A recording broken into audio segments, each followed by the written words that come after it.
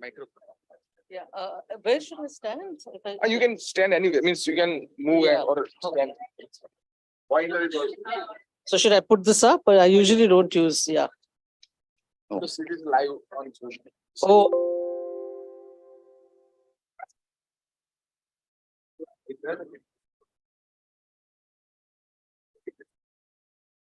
Thanks. Thanks.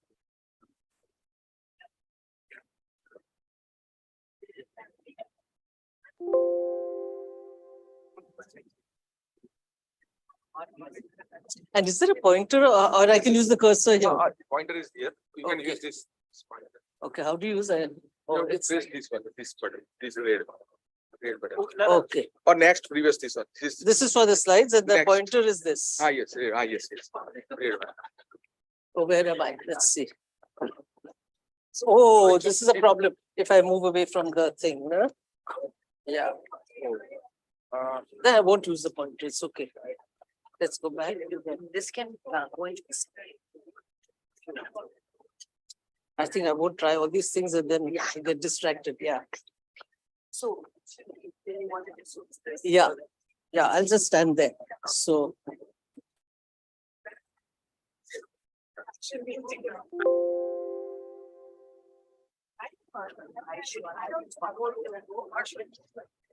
introduction.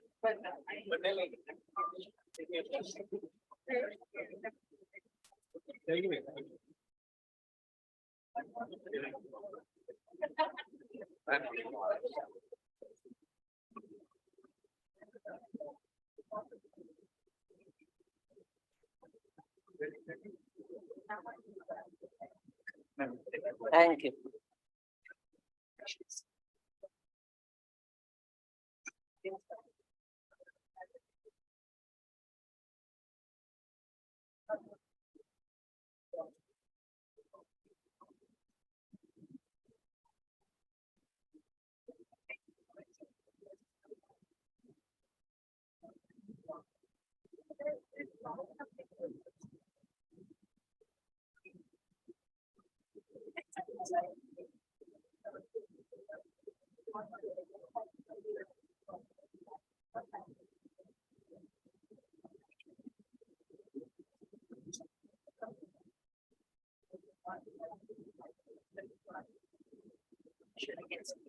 Yeah.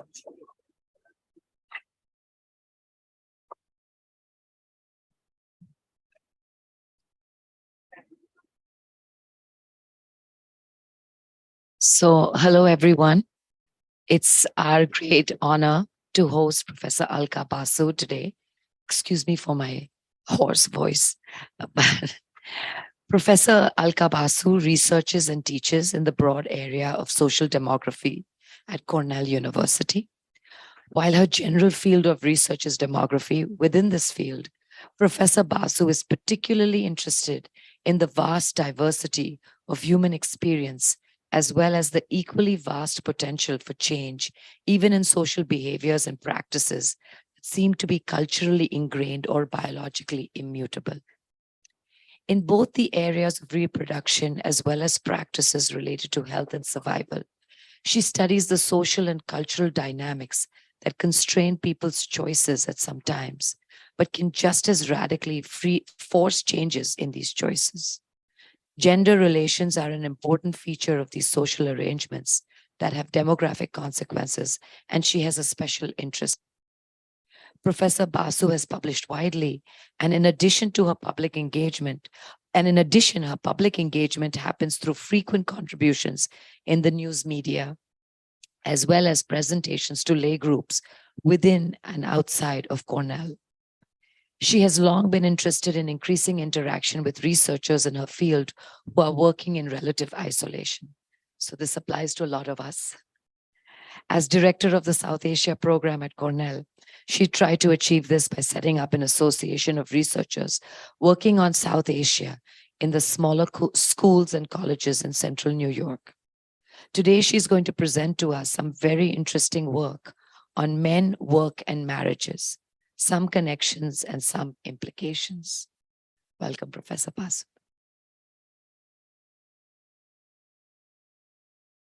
Thank you. Can you hear? I don't think I do need the microphone. So thanks, Madhavi, for the introduction. And well, I should first say that thank you, not just for the introduction, but for inviting me here. I'm an imposter. I'm not an economist at all. But this morning, your VC and the dean and everyone talked about interdisciplinary work. So to that extent, I think it's okay that I can be here and not talk economics. I don't know what I am. What I'm doing in this paper is actually pulling together strands from many different subjects. Demography, of course, sociology, of course, but also political science, anthropology, trying to pull out little bits of information and see whether there is a story to be told. So that's the first thing I should say, that it is interdisciplinary. And to that extent, it might not satisfy the economist's urge for accuracy and technical sophistication, because it's picking up many little bits of evidence and talking in that. And I hope in the process, some of you, in fact, will be able to use the information I'm using very qualitatively to do much more rigorous technical analysis. That's the first thing I want to say. The second thing I want to say is that I know the topic is a bit intriguing. In fact, Jimol asked me this, that how come you're talking about men? It's women's work that's important. It's women's marriage that everyone talks about, that women are getting married too early or not getting, or too late, or whatever it is, that they're being forced to get married. Why are you talking about men? So that's another thing. Perhaps I should explain very briefly. Most of my work on gender has been about women. That's the way gender work tends to be. We equate gender with women. But gender actually is about relations. Interpersonal relations and relations between the two sexes. And so I think men need to be brought into the picture as well. And I think particularly this is the time to bring them into the picture, because men are undergoing their own crises. It's not just women who are facing problems because there are social expectations and social constraints. There are expectations and constraints in men's lives as well, especially young men, which is what I'm going to talk about today. And one of the most basic disadvantages that men face all over the world, including now in India, is their very survival. Life expectancy for men all over the world is lower than life expectancy for women. So in spite of all their social and economic advantages, they end up actually often doing much worse than women in terms of even something as basic as their survival, which we can't attribute just to their biological differences. There seems to be a whole lot of social expectations connected with their lifestyles, connected with their behaviors, connected with the breadwinner role, that end up actually giving them a raw deal in ways that we don't talk about when we talk about women. So I've, in the last year or couple of years, moved more in the direction of being greater empathy for the male predicament. And I'm trying to now work on young men, and young men in particular. So this is an outcome of that. It's not a complete piece, so I'll be happy to, in fact, get suggestions. But I'm talking about one very specific thing here, which is men and men's work. And I'm doing the pretending to be an economist by beginning with an economic graph, which is about youth unemployment. So this is about youth unemployment, which is just, I think, CMI data on youth, the share of the labor force of aged 15 to 24 without work, but available for and seeking employment. That's the economic definition of unemployment. But this is just the total labor force. I couldn't right away find the differently for men and women. So this is just the total labor force. So I'm going to, in fact, move on to using other data, NFHS. Do people here use the NFHS? Yeah, so I'm using the National Family Health Survey to actually tease out to focus on men and to describe things differently in two ways. One is, I don't think the 15 to 24 category is the right one to use, because I think 15 to 19-year-old people should not even be available and looking for work. They should be in school or college. So to that extent, I think I'm more interested in young men above the age of 20. So I'm looking really at men from the age group 20 to 29. That's one thing. Second thing, as I said, is I'm looking at men, not women. And the third thing is that I'm looking at this age group because I'm looking at a particular aspect of their lives, not just their employment, but the way their employment and unemployment affects other aspects of their lives. Political scientists have talked a lot about this. Economists, of course, talk about this in the context of the demographic dividend being wasted, that you have all these young people without work who would like to work or who should like to work. And so it's bad for the economy. We are losing all this potential productivity. But we're also having other impacts of unemployment, which is what, as a sociologist, I'm more interested in, and which, in fact, political scientists and others have talked about a lot. I'll come to that later in the paper. But I'm interested in one particularly in one aspect of that, of men work, and which is the aspect of their prospects for getting married. So most of the literature, again, on marriage is about women. As I said, it's partly, there's two strands of it. One strand is by the feminists and the activists who are concerned about women being forced to get married, women being child marriage, women getting health problems because they don't have any say, or women being not having a say in whom they marry and when they marry. So there's the activism literature on marriage, which is about women. Then there is the policy literature on marriage, which is also about women, but for a different reason, not to do with women's empowerment, but more to do with questions of population growth.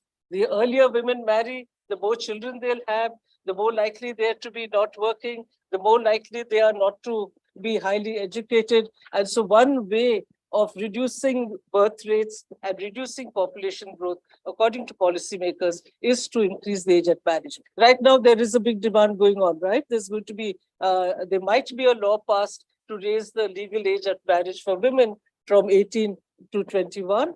I don't know if that will happen. Men's is already 21. And then again, some groups are, there's a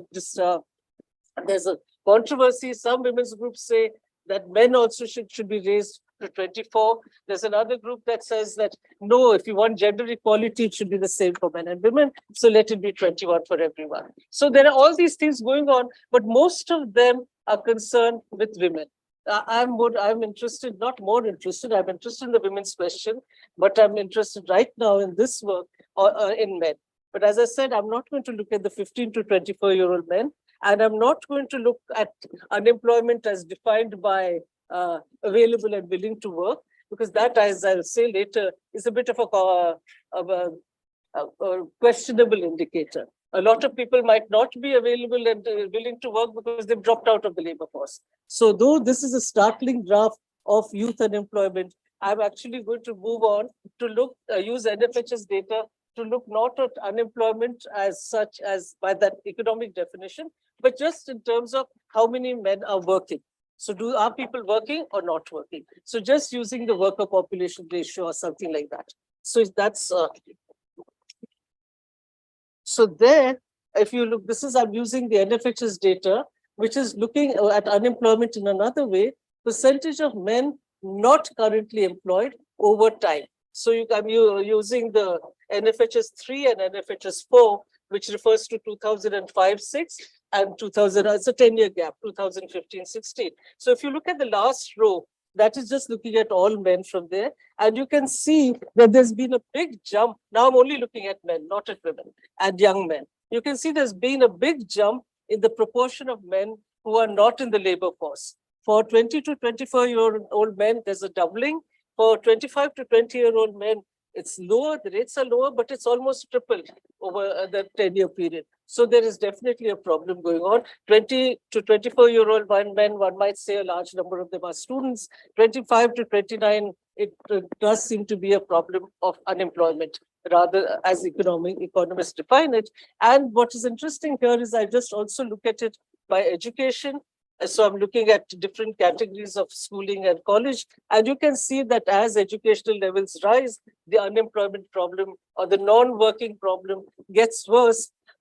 Part of it, of course, is that educated people are typically better off, so they can afford to wait till they get work, whereas the uneducated, completely or very low levels of education people can't afford to wait. So they might be underemployed or badly employed, but they have to work. So part of it could be that, but there is definitely some kind of almost a penalty for employment when it comes to when it comes to the levels of education in men. So that's what this paper is about.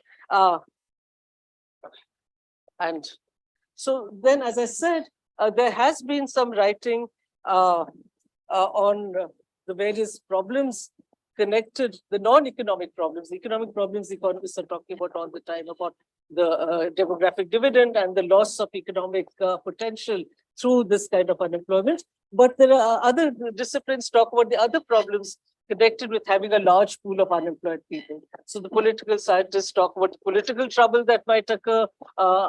Psychologists talk about the psychological problems that might occur. There are various things. But here I want to look at one particular issue that being unemployed raises for men. And this is what I call an increasing a new socio-cultural implication of unemployment, which is an inability to settle down. That is which is why which I mean to get married.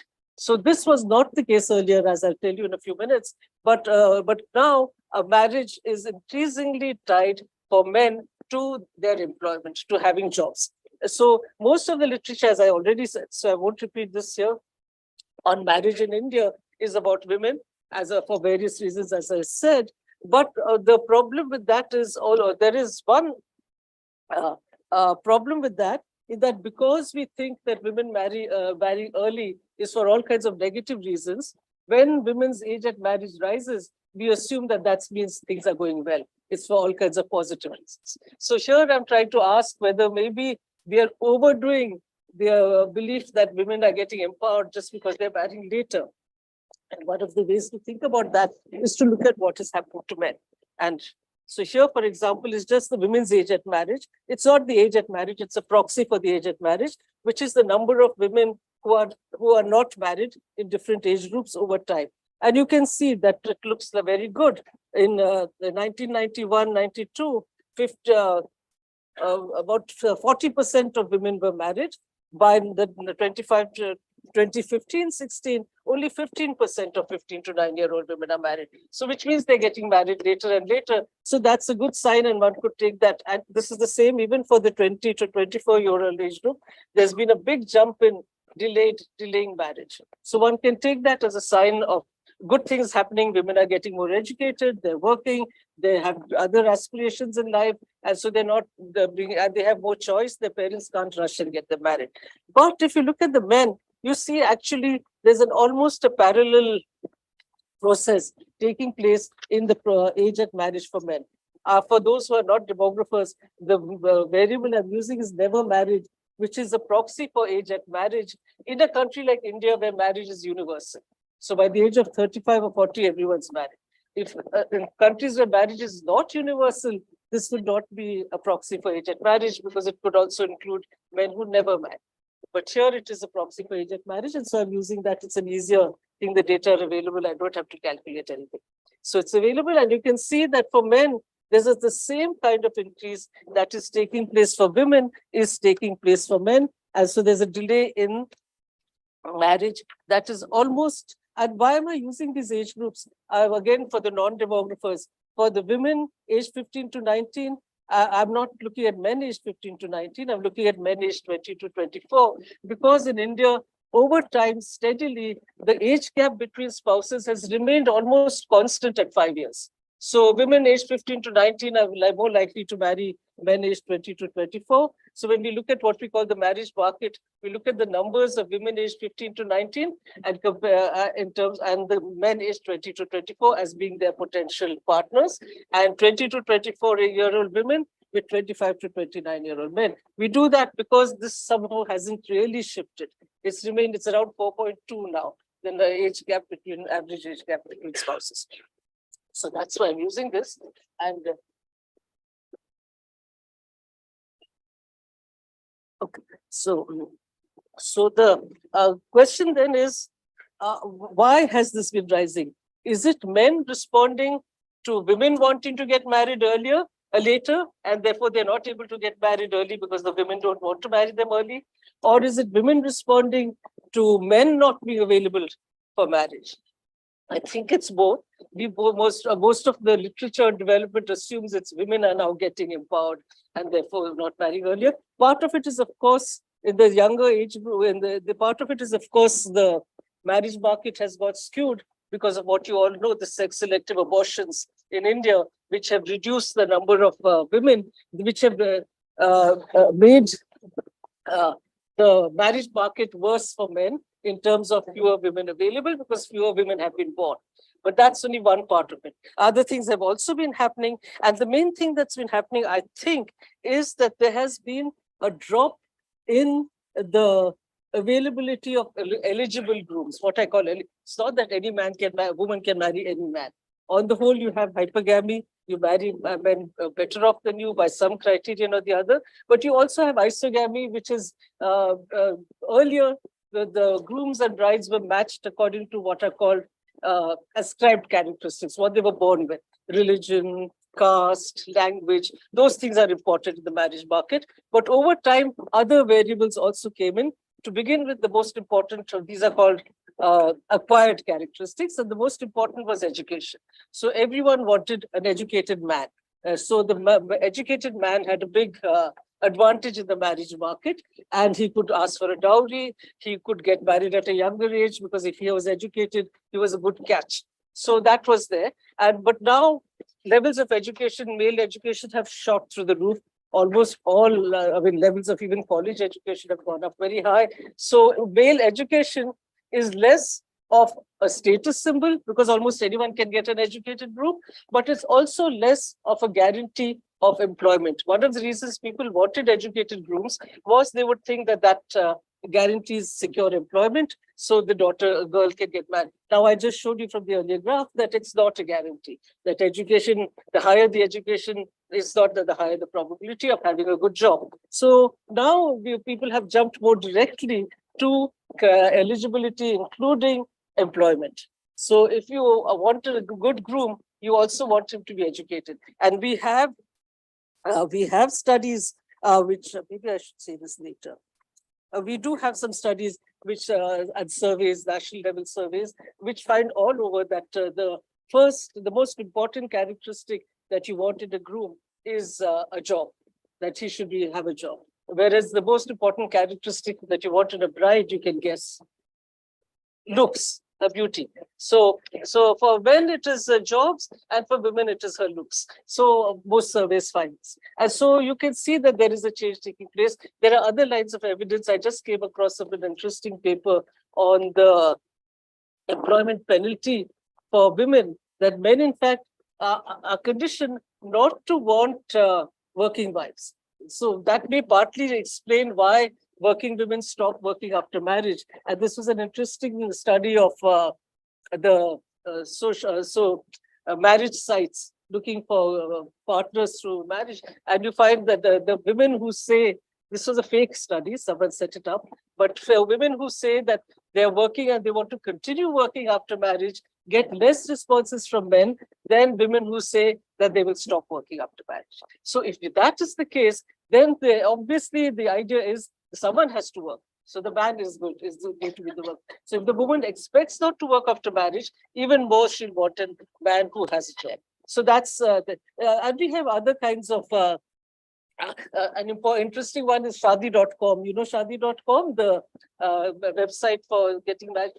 A few years ago, it started including the income of the men, because they realized that besides language and caste and religion, families of girls were actually very interested in knowing what the job prospects and the income of the man was. So that has become an important factor. And therefore, if you connect this to the earlier graphs of rising unemployment or rising non-work among men, you can see that men have a bit of a problem in the marriage market, many men, but the ones who have a job and are educated, that the two things that are the big symbols of success, then they now don't have a marriage problem, they have an excess of demand. And you can see why dowry, for example, continues to be very important in the marriage market.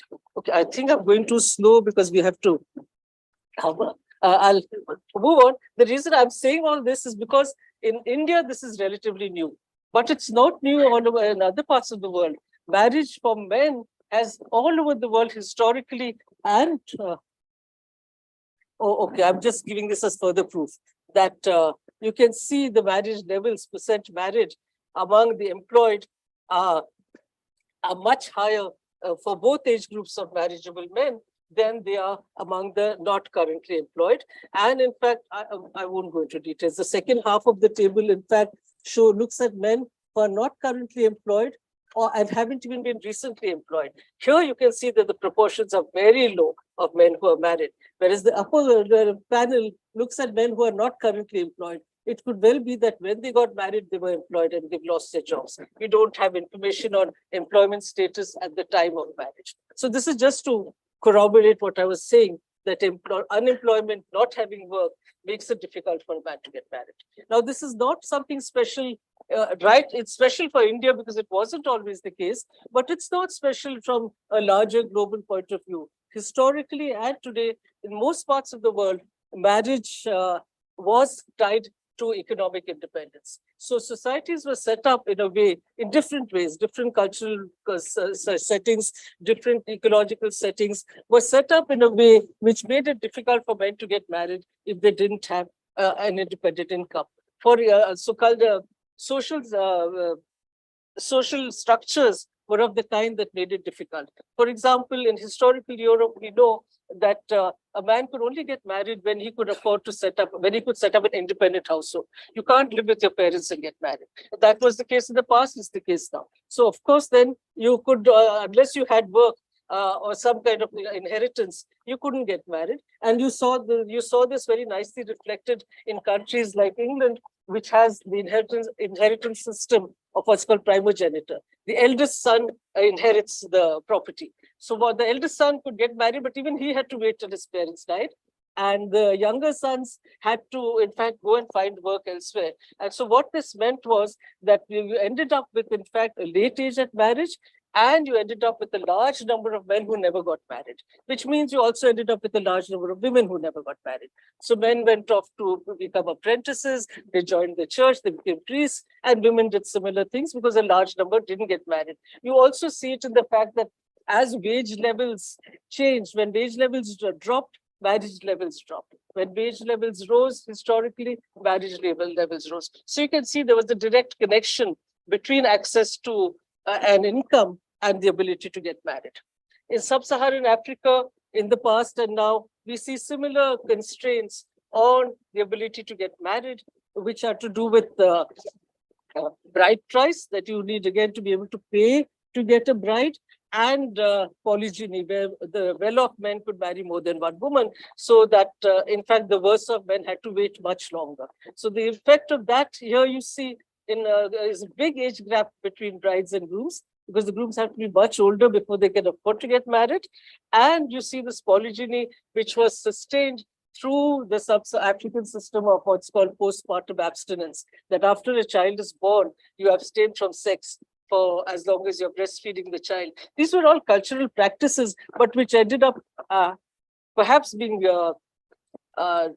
derived from economic considerations, but also ended up having economic implications. And so you ended up with, again, and demographers say that these were ways in which societies maintained a balance between population growth and resources. That in every society you had ways of reducing the number of total births, because biologically, strictly speaking, under the best conditions, a woman can end up having 15 births or 20 births, given the length of her reproductive life. That doesn't happen anywhere in the world. In different parts of the world, you have different kinds of systems, which in fact put a brake on the amount of reproduction that takes place. And that's what was happening in these countries. Historically, Asia, China, India didn't fit this model. They didn't, because we had the joint family system, you didn't have to wait for the groom to be economically independent, because he could get married and be continuing to living family resources which shared. So in the past, we didn't have that system, and but we had other ways of controlling the total number of births. We had rules about widow remarriage, which Africa didn't have, because otherwise in Africa there'd be a shortage of women if someone married two or three wives. But then there was widow remarriage was allowed. In India, widow remarriage was strictly not allowed. So you were cutting out the pool of available potential reproducers. And of course, you had what's called terminal abstinence. Once a woman became a grandmother, she stopped sexual relations. So even if she was only 35 years old, when she became a grandmother, she stopped having sex, and so she stopped having any more children. So that was a constraint on her fertility. So there were all kinds of practices, but they have India has now become like the rest of the world in some sense. Today, in contemporary Europe, you still have a problem. There's a lot of writing and concern by demographers and economists about the low marriage rates in Europe, even though some of it is made up by births outside marriage, but a large part of it cannot be. And this is tied again to men have to have an independent home, ability to afford an independent home before they can get married. And so there's talk about the unemployment, plus somehow something called the housing crisis. Because they can't afford to buy an apartment in many parts of Europe, they can't get married. And there's the flip side of that, where you have the parental generation complaining that our sons are not leaving home. They're fed up, we have to look after them and we need to get them out, get them married. But that doesn't happen if they can't afford to. The contemporary Middle East also, there are studies, especially from Egypt, showing how the age at marriage is going up for men, and a large number of them are not getting married for the same economic reasons, to do with the fact that they need to be able to afford not so much just an independent home, but to be able to buy an apartment. Apparently, that's a big thing. And marriage expenses, unlike in India, are paid by the groom's side. So a man needs to have the money to be able to do that before he can get married. So that's the complaint there about why people aren't being able to get married. Contemporary Asia, as the Indian example I gave you, where we seem to have caught up now, because interestingly, it's not that it's independent household. The joint family system hasn't changed that much. Over the 4 NFHS data sets, the number of people living in joint families hasn't reduced drastically. So it's not the nuclearization of the family. It's really a change in ideas about who is eligible that is making for this change. Anyway, I should quickly, this is just to give you some background.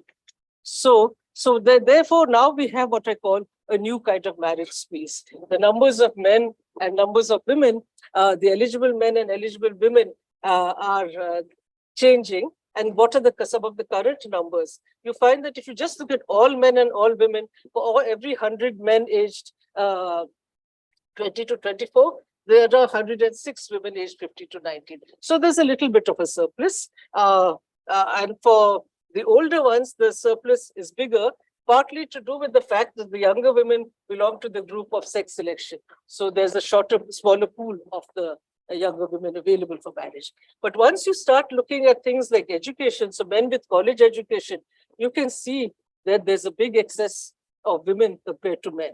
So you would think that men have an advantage here because there's an excess, but the excess has been coming down because more and more men now have a college education. So that's one thing to keep in mind.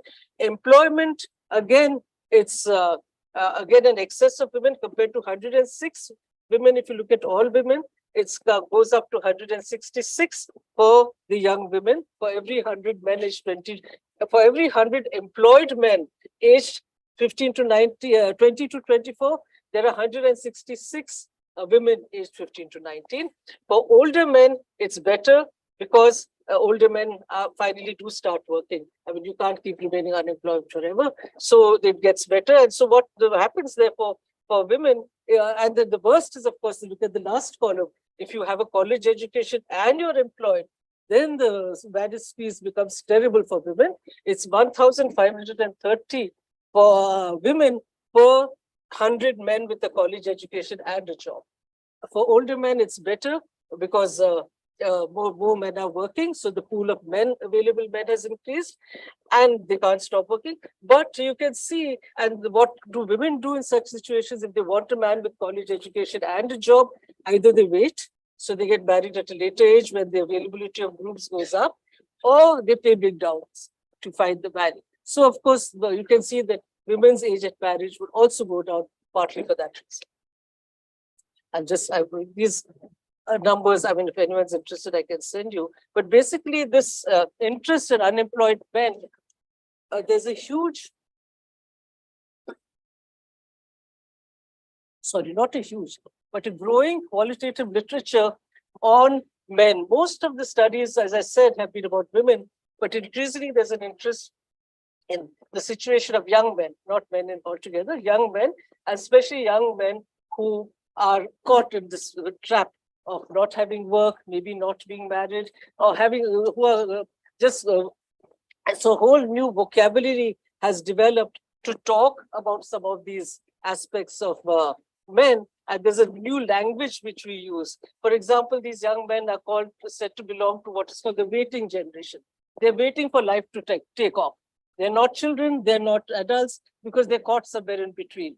Because they don't have jobs, they don't have the independence to do many of the things they might want to do, not just get married, many other things. They call an in-between generation. Again, the word that's used is extended adolescence. They remain children because they are dependent on their parents. So some terms that are used as incels. You know what incels are? Involuntarily celibate. So that's the word that's used also. Not to mean just sexually, celibate in the sense of sexual activity, but to mean celibate in the sense of not being part of, not having interactions largely with the opposite sex, but being basically not being able to take charge of their lives. The other word that comes up in the Indian anthropological literature is time pass. These are all men who are just passing time, killing time. So time pass is a word that they use, whatever language in India they're talking in, they'll still use the word time pass, the English word. So that's what. And then the last category, which I find very important, interesting, is what are called mature students. These young men who are waiting to do something, get jobs and get married and do things with their lives, end up as a form of respectability, if they can afford it, not the very poor, but lower middle class in the small towns, end up just getting one educational qualification after the other. And so these are called by anthropologists as mature students. These are in their 20s, mid-20s, even some late 20s. And it's not that they're actually getting a better education. If they did, maybe they'd also get jobs. You've all seen the number of these shady private educational institutions that have come up everywhere, where they don't even attend classes. They're sitting at having the cigarette shop at the corner, or drinking tea, or teasing women, or doing all these other things, but not actually attending classes or getting degrees which really mean nothing.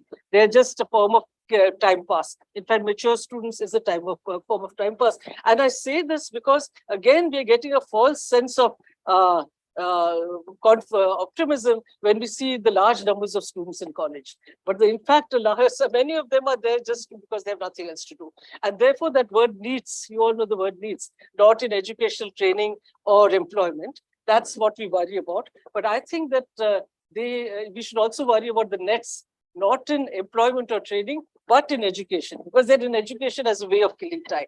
And so you can see these numbers. For example, look at the big jump in current enrollment in educational institutions, in urban areas, in rural areas, in men aged 20 to 24, men aged 25 to 29. So especially 25 to 29, what are you studying at that age? You are at a large 20 to 24 too. I mean, this past the college age by the time you're 22 or 23. So this is, and again, anthropologists of young men, the anthropology of young men, literature actually talks about the situation of these men who are enrolled for one degree after the other as a way of time pass or killing time. So this is so therefore, to look at high levels of college enrollment and think that India is doing very well is to forget that an important part of that high levels of college enrollment consists of men like this. So that's the. So what are the implications of all this? There is a growing literature on the implications of unemployment of young men for themselves, as well as for society in general, which includes mental health issues. There's a lot of writing on that, especially on these mature students who face a lot of mental depression is a big thing. I have one particular quote which is very interesting from these mature students from one of the anthropology studies. I think it was in Meerut, I can't remember, who says that what can I do, because I'm supposed to be educated, I can't even commit suicide, because only the poor are supposed to kill themselves. I'm supposed to be educated, I'm supposed to know better. So the depression is what is there. There's resentment, there's frustration and rage. There's a lot of qualitative documentation about many of these things. As I said, they have time to kill, by which I'm using in two ways now. I'm using it as they need to pass time somehow, but they also have time to literally kill, in the sense violence or crime or whatever it is, because they really have all that free time available to them. So they're available for causes. They have the energy and the time to be easily manipulated and available for any kind of cause, political cause, social cause, whatever. Ideally, unfortunately, most of the time it's political causes. They could have been used for good social causes, but that's not the case. So these unemployment men, there's a literature on the sexual harassment that they indulge in, again, because they're hanging around, basically. They're hanging around. There's a lot of literature on that. But this, again, I won't go into detail. I mean, there were many things that I could say. I won't go into that right now because it's a growing literature. But I just feel more pessimistic about the unemployment is not just a matter of concern for the economy. It's a matter of concern for society. Unemployment of men. Actually, women, it doesn't seem to be such a big issue, though we worry about women's labor force participation. For whatever reason, whether it's biological or social, or women just don't have the time, they have to do all that unpaid work. Unemployed women are not they might be a problem for society. They might be a problem if it's connected to their empowerment. It might be a problem for the economy. It might be a problem if they're connected with empowerment issues, but it's not such a big problem for society, in the sense that women are not there waiting to cause trouble. Men are more likely, unemployed women are not waiting to cause trouble. Unemployed men are more likely to be causing trouble. So there's that. And then, of course, if you have unemployment plus the inability to settle down, as you could have earlier, where you have that exacerbates some of these implications of just unemployment. And that's because now they have even more time to kill. Because otherwise they'd at least have a family to go back to. Their wives and children would keep them occupied. They have more time. They have even less to lose. There's a literature on unemployment, unemployed people having a smaller stake in the system and therefore being more available to cause trouble, because it's not a question that I lose my job. I don't have a job. As the famous song, which I forget whose it is, which says that freedom means not having anything to lose. Basically, it's that. So they don't have, they don't need to, they have fewer stakes in the penalties that might occur if they cause trouble, if they're unemployed. But if they're unemployed and also don't have to worry about a weeping wife and baby at home, then the stakes are even smaller. So they're even less, they have even less to lose. There's some recent literature in endocrinology which suggests also that settling down for young men has physiological effects, especially having children, whether it's biological or adopted or stepchildren or whatever. The testosterone levels seem to come down. This was earlier shown in the animal world. Now we have a few studies on men. And if it is true that, again, this is controversial, so I shouldn't maybe having said it here, but if it is true that testosterone increases aggressiveness, then it could be that, in fact, being settled in a way reduces your aggression level. There are evolutionary theories about this might be connected to the fact that once men have settled down, they're not competing for the women, so they don't need to be so aggressive. There are all kinds of theories. I won't even go to that. It's a small literature, but it's growing. And then, of course, from the rich countries, we do know there's a literature on worse physical and mental health outcomes for unmarried men, which unmarried young men, I should say, which are quite strong, and which we don't have studies in our countries on. But if you extrapolate from that, maybe I've talked about mental health, etc., but even physical health might be affected. Lifestyles might be affected if you don't have a spouse controlling your behavior, saying don't stay out late at night, don't smoke, don't drive a fast car. Maybe that you would, in fact, lead a more healthy life in some sense. And so we do have some data on that. So we can see that there is and there is data, actually more also some interesting data coming out of China and places which is not looking at which is on marriage. There's literature on unemployment, there's literature on marriage, And here I'm talking about unemployment plus marriage, because the two tend to go together, increasingly going together. But on by marriage, again, I don't mean marriage in the sense of the ceremony, but partnerships or interactions with others. And those studies are mainly based on population sex ratios. Parts of China where the population, which are very masculine because they've had a big problem with sex selective abortions, you find that there are levels of male health, male longevity, social instability or political instability tends to be connected with highly masculine sex ratios. You even find it in smaller studies. There was one interesting one in Sweden I saw, where all the higher the number of men in an organization, the worse the health outcomes of the men. So not having interactions with women, even in the workplace, seems to have some impact on the male. All these things seem to be less important for women for some reason. Not very clear why. I think it's to do maybe women have less sense of entitlement or less social expectations there, or they really do have less time. They are still very busy. Even non-working women are very busy. Whatever it is, these implications, somehow that's how I'm more interested in what's going on in the lives of men. So quickly, just the key takeaways here. The marriage market has changed so that a rise in the female age at marriage is not just a result of rising female empowerment. Some of it must be that, but we can't assume it's just that. It is also to do with their ability to find grooms. Groom eligibility criteria have changed at the same time as the supply of eligible grooms is coming down because unemployment levels are rising. At higher levels of education, I've said this, educational enrollment do not necessarily mean higher levels of education. As I said, the nets are not that much better off than the needs. And an unemployment marriage connection is one more reason to focus, one more, in addition to the economic or political reasons, is one more reason to focus on reducing unemployment levels in young men. As I said, much of the current literature is how to raise employment in women, but there is something to be thought about in the context of men as well. I'll stop here. This is all very preliminary, so criticize heartily, but be pity, have some pity. So, yeah.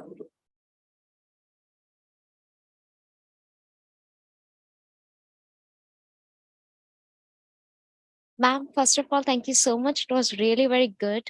Ma'am, I just want to add one point. As you mentioned about money as a factor related to like singlehood and late in the marriages, I feel like nowadays marriages have become a kind of a way of flexing. So I have seen mainly I have mainly seen in youngsters, they want to first let me earn that money first, and then I will think about a wife and I will get married to her. So my wedding and my future next lifestyle should be that good one. So first let me earn that money by the age whatever the age is, like 20 to 25, the perfect age of like maybe to get married. They want to earn money, maybe because they want a future better lifestyle or a kind of a good wedding as a flexing one. I feel like, So you feel that they also would want to, Yeah. have a job before they can get married. yeah, the delay in fair. that But age. even the women want him to have a job before they can Yes, get married. yeah, Is to the other surveys that I was Yeah. talking about. even with the What do you mean by flexing? flexing means showing off, showing like That's it. nowadays people are having a kind of a beautiful destination weddings. They are going to Maldives and just having beautiful like weddings on beach and or cruise. So I feel like people are getting by the age of 20 to 30, the people want to earn more money so that they can have But who pays for this, the women or the men? both. Nowadays Okay, I've seen there is a wedding agreement also, like the person are paying, not the parents. Yeah. The bride and the groom are paying, like we have the money, we have earned it our whole life, we want to spend our money for our special wedding and the event So for one that reason event. for the delayed marriage is to have a more flashy wedding. Yes. This is partly what I said about Egypt also, where the wedding is very expensive, but it's paid entirely by the groom's side. Yeah, but So nowadays with the but- advancement in time, the women with the women empowerments, these things are getting better now. Yeah, sharing. You're talking about a very small slice of Yes. women, of course. Yeah. Because in the very poor, it's in fact what's happening is the men can't get a bride unless they pay a bride price, or there's a shortage of women Yeah. anyway. Yeah, but yes, yeah. Ma'am, even it's a kind of a small piece in the cake. No, but it's important. But I feel like with the advancement of time, this thing will become a sooner a bigger part. And I feel like with people, with advancement in time, people's mindsets are also changing. Now people are becoming more clear in their views, like Yeah. at what age what to have and what to begin at. Yes, yeah, you're quite Thank you right. so much. Well, who's someone asked? Say who will to ask then? Which Ma'am, can I started? Good morning, ma'am. Ma'am, in the last, who's speaking? ma'am, I'm speaking. In the last slide, the key takeaways. Yes. The last point was the unemployment marriage. There was some relation between that. Yeah. So can we infer that marriage can be a possible reason to avoid unemployment? Yeah, to eliminate unemployment? You mean that if you get married, you'll be forced to find a job? Yeah, for the men. Yeah, for the men. Huh. Well, partly that is the case. I mean, that's what Jibol was asking this morning, that you have to find a job, but the jobs have to be there as well. Yeah, you can be less fussy about what job you get. By the way, I forgot to mention, maybe I'm not sure this is the right thing to even bring up here, but many of you may have seen this thing yesterday in the news. I was seeing about the Pathan posters being torn up in a theater, movie hall. And I was just thinking this, let them keep tearing up, but let's have a 10-minute break where we quickly check how many of them are educated, how many of I'm not interested in the political education, I know. but a survey, how many of them have a job and how many of them are married. That would be a nice supplement to this study. Ma'am, those who are free, like from everything, they do Yeah, this because kind of they were nonsense all things. Quite well off, True. and they were That all is true. blessed. I'm assuming a lot of them in that video looked as if they've had a college education, and they were engaging. One can blame the politicians for using them, but there's also the question of whether this is they're looking for something to do. So, Ma'am, but my concern is in our society, when nowadays also we are more looking towards the arranged marriages, and when your parents find a suitable groom for you, definitely they won't prefer the unemployed one. exactly, yeah. So like there is a loop. Yes, but earlier they didn't mind so much because it was more about caste and religion and all that. Now the employment has become a status symbol almost, that I want to get my daughter married to someone. Yes, ma'am. Yeah. Good afternoon, ma'am. It was a pleasure listening to your thoughts. Well, your observations were made between the age group of 20 to 24 and 25 to 29. Do you see any implication changes with the higher age group, 35 to 40 or 45 to What 50? happens is, if you look at employment, work, I shouldn't say the work, by that age, almost everyone is working. I think they have to. You can't have too many men. And by that age, everyone's married also. So in India, unlike in many European countries or historical Europe, where you had a high level of non-marriage, here you don't have that as yet. Maybe Egypt also now has a high level of not getting married at all. Here we don't have that yet. Everyone seems to eventually get married. So we have universal marriage. It's just that the age of marriage has been pushed up. So I'm not sure what we'll see. I think both unemployment, because people have to, I mean, how long can you remain not doing anything? Maybe you become less fussy about the work you do, and the marriage, you do end up getting married. So voluntary unemployment is something which you're not focusing on in this part. No, voluntary unemployment. No, except I'm not, because that's the way the first graph, the definition of unemployment, because I think the definition of unemployment excludes those who are voluntarily unemployed. Here, I'm just saying those who are working and not working. In fact, because I think the number of the voluntary non-employment might be disheartened. They're just not looking anymore because they haven't found anything. Thank you so much. Ma'am, yeah. Hello. Yeah. So as we went through the entire presentation, and we have seen it from a very heterosexual perspective, right? And we haven't actually thought about the new changing narratives of the society where they are being more gender inclusive, trying to explore themselves with time. So you're quite right. yeah, so there's just one thing that I would like to point out is about the policies that government implements, like, for example, same-sex marriage in India. So if you want to get married, then you either move out or do it illegally. So that is also extending time of marriage, right? And it's the same in women also. Yes. So how would you like, you know? I was telling Jimol that in the morning thing that we are talking only about men and women as if it's a heterosexual world. It's not. So those are additional factors. It's only with this, in this study, I'm just looking because that's the easiest thing to do. We have data for men and for women, and that binary is the most commonly thought of, which should change. So I said that this morning that actually I would like, we would be really be looking across the spectrum and what the additional problems are for categories who don't fit into that heterosexual binary. And so there are many other things we have. I haven't gone into it because first of all, it's very difficult to get data on this, even in the rich countries which have more open policies or discussion on these matters. It's very difficult to get, but in principle, I can intuitively see that all these problems will be multiplied for those who don't fit into, not only do they not fit into the category of educated, employed, etc., or caste, but then they don't even fit into the heterosexual paradigm of who gets married to whom. Definitely. I mean, that is a complication which requires separate work by itself and very important work by itself. Just because it's a small number or a minority doesn't mean its views and experiences are not important. Definitely, at some point, I mean, I teach a course on sexual and reproductive health where I talk a lot about the health of the minorities, but I haven't looked at much of this. And we know the mental health issues are very big, but about these practical issues, we still don't know enough. Ma'am, this side. Oh, Hi. Thank you so much for a wonderful talk, ma'am. So I'm trying to connect with the 90s literature by, Anil Devlalikar, Vijayendra Rao, and even later Foster. Dowry. Yeah. So basically, they show that, in India, marriages are between families. yes. And one way I would see that is, at least in those days, families would negotiate on behalf of these unemployed men.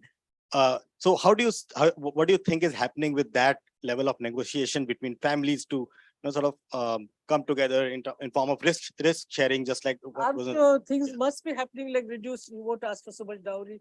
And as we were talking this morning, what is happening here in India, for example, for the first time, we have women marrying men less educated than themselves, which was never the case. You always had to marry someone more educated. So that's a kind of almost a status exchange that I will marry into your family because your family is so well known and famous, even though your education is less than mine. Similarly, I will get my daughter married into your family, though your son is not employed, but because you're such a well-known family. So a certain amount of that must be taking place.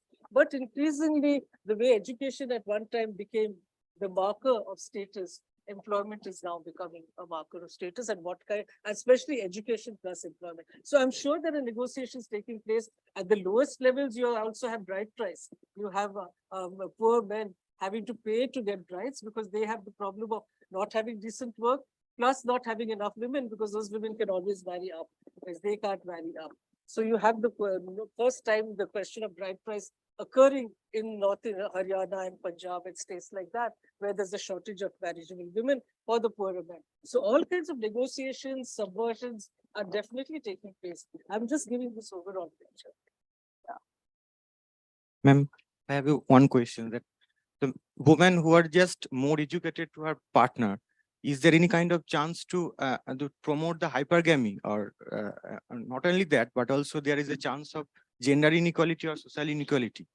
Sorry, gender inequality?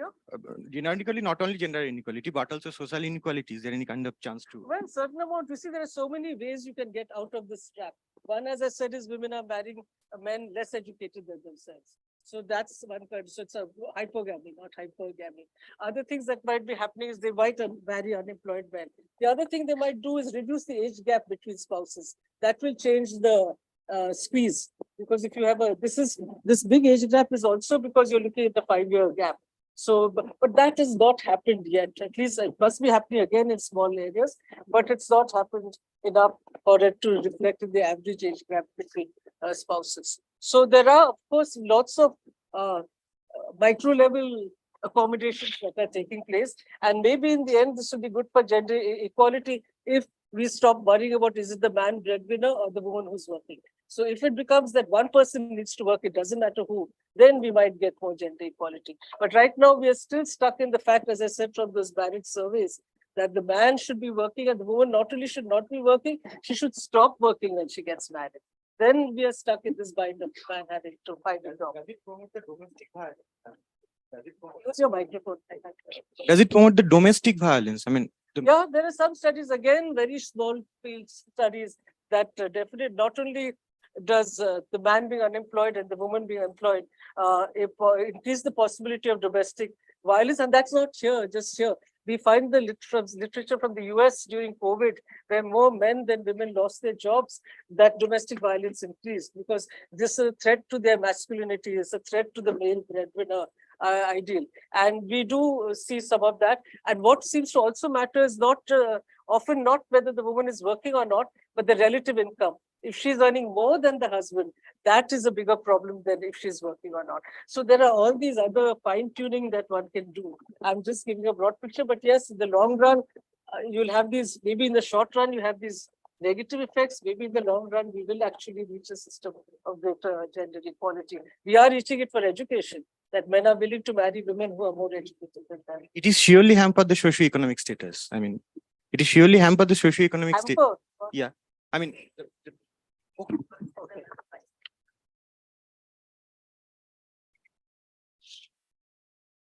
Hi, I really enjoyed your discussion. So I have a question which is a little bit more fundamental in the sense that the silent crisis that has happened in the Indian economy over the last 2 decades or so is an unemployment crisis, and it's getting worse so every year we are adding more people to the workforce, but there are not enough jobs getting created. So the male labor force participation rate is around 60-65%, which is relatively low compared to other countries. And it's getting worse, right? So if there's this connection between unemployed men and not getting married or delaying marriage, do you think that as unemployment continues to become a structural problem, because there is no chance of that unemployment coming down in the foreseeable future, the way the economy is moving, the percentage of men never marrying might actually increase? Yeah. And connected, what is simultaneously happening is that the female labor force participation has been declining, Yeah. which means both men and women increasingly are not in the labor force, they don't have jobs. So what does that imply for marriage in the long run? That essentially there is, if employment is a condition, almost like an economic transaction, then marriage almost becomes redundant because, well, there is this. Maybe it will be a good thing. But what I'm just saying is that this morning's talk was about the digital economy, and in a way, the jobs are going to go.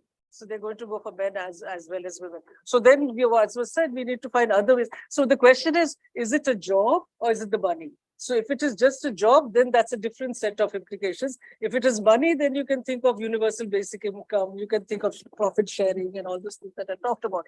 But it's also, so that mentality has to change, where we think that it's the work that gives us dignity as opposed to the income that gives us a decent way of living. So once that changes, yeah, I don't know, marriage may go, or marriage may even increase, because once that changes, we'll say that as long as we can afford to live comfortably, as long as we have an independent income, not necessarily jobs or work, we can get married. But that has to change the mindset of the man must go out every morning and be the breadwinner and come back to the job. So sure, but lots of things, unexpected things are happening. All this is unexpected. More will happen. Let's see which way it goes. And women themselves may decide, that seems to be happening in many parts of Europe, that or East Asia, that enough, we don't want to get married. They call it, the sociologists call it the retreat from marriage, because they're saying even if gender roles in the marketplace have improved, they have not improved within the home.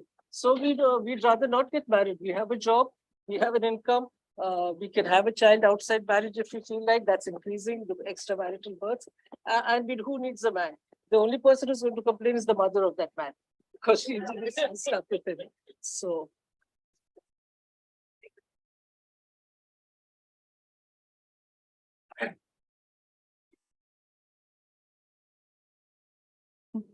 Good afternoon, madam. Very interesting insights.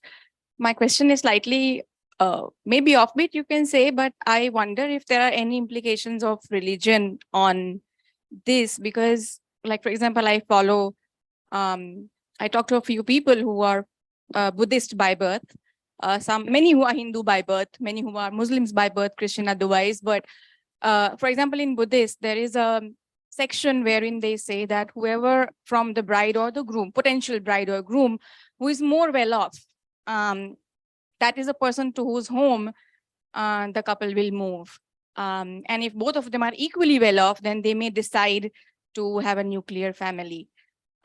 So, I mean, does this also have implications on, marriages Very or? progressive view, it's a Buddhist view. I don't know how far it is important yet in that kind of progressiveness. We know this Ghar Jawai system, how Right. it is derided. The Ghar Jawai is treated as someone that made fun of. So, but it used to be much worse. It's getting better. And families with only daughters, for example, are Right. negotiating marriages where the son moves into their house. That's happening in China. It's happening in India. Right. It's happening in cases where you can offer the groom the male headship in the daughter wife's house Right. rather than second. So those are, again, as I said, these are all pathways. I hope that we will. Like in the Southeast explore. also, it's a common practice that the husband moves to the wife's Yeah. home, because it's not exactly a very patriarchal orientation. So, So that's certainly, and looking at families with only daughters, yeah, that seems to be a strategy, at least for one daughter to get married and bring the groom home. right. Thank you.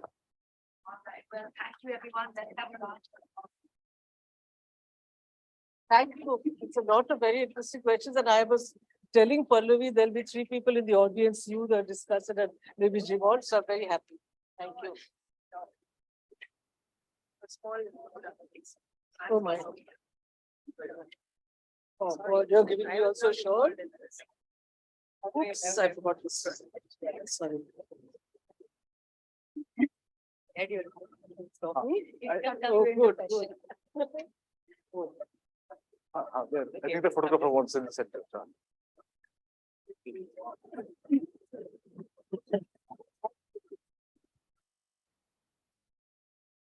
And I give you your other game. I can hear your voice.